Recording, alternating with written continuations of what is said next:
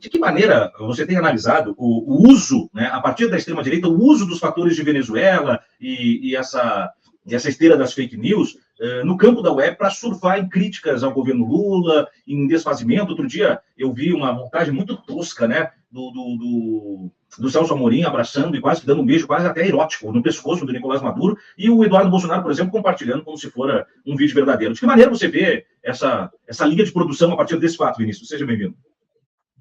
Obrigado, Thiago, pelo espaço. E a Venezuela é uma questão do imaginário que foi criado na população brasileira. A maior parte da população entende a Venezuela com base no que vê no WhatsApp, no Telegram, e não com base no estudo da história da Venezuela. Então, durante as eleições, por exemplo, eles compartilhavam vídeos de gatos sendo mortos, cachorros sendo mortos, dizendo que aquilo ali eles estavam matando cachorro, matando gato, porque no comunismo da Venezuela, as pessoas estavam passando fome e precisavam matar os seus animais para poder comer. Então, a Venezuela virou uma espécie de um bicho-papão. Era uma coisa em que eles compartilharam, isso não é uma coisa que se faz do dia para a noite, eles há anos colocam a Venezuela como algo muito ruim e colocaram medo na cabeça da população brasileira de que, se a esquerda chegar ao poder, nós vamos virar Venezuela. E Venezuela é sinônimo de tudo que há de pior. Então, a gente precisa entender primeiro o imaginário que existe na maior parte da população brasileira. E eu acredito que esse imaginário tenha conseguido entrar na cabeça de muitas pessoas que nem são pessoas, muitas vezes de extrema-direita. As pessoas recebem aquilo pelas redes sociais e acabam imaginando que as coisas de fato funcionam dessa forma. O que está acontecendo na Venezuela hoje? A Venezuela ela está em guerra. Eu considero o que a gente chama de guerra híbrida como um tipo de guerra não convencional. A Venezuela está em guerra com os Estados Unidos há mais de 20 anos. A gente sabe que tem um fator petróleo, por causa da reserva de petróleo que eles possuem. Os Estados Unidos, há mais de 20 anos, tentou um golpe militar na Venezuela. O golpe não deu certo. O chavismo, quando chegou ao poder através da democracia. A Venezuela tinha uma democracia plena.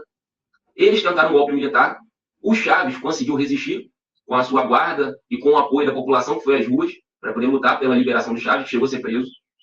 E depois disso, eles continuaram tentando derrubar o chavismo do poder e criaram uma série de sanções na Venezuela.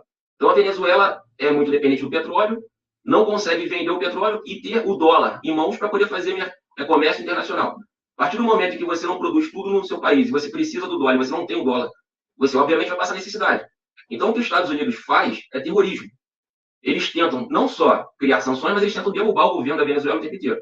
E essas sanções visam fazer a população passar fome, visam fazer a população não conseguir ter acesso nem mesmo a atendimento de saúde, porque faltam as coisas básicas. Mas isso não é culpa do governo da Venezuela. E eu não estou nem falando do Maduro, porque tem pessoas dentro da esquerda que não gostam do Maduro e eu não estou nem falando do Maduro em si. Eu estou falando da Venezuela como nação. A Venezuela é vítima de ataques dos Estados Unidos. Então, antes de nós falarmos que precisamos cobrar alguma coisa do governo da Venezuela, nós precisamos cobrar primeiramente do governo dos Estados Unidos.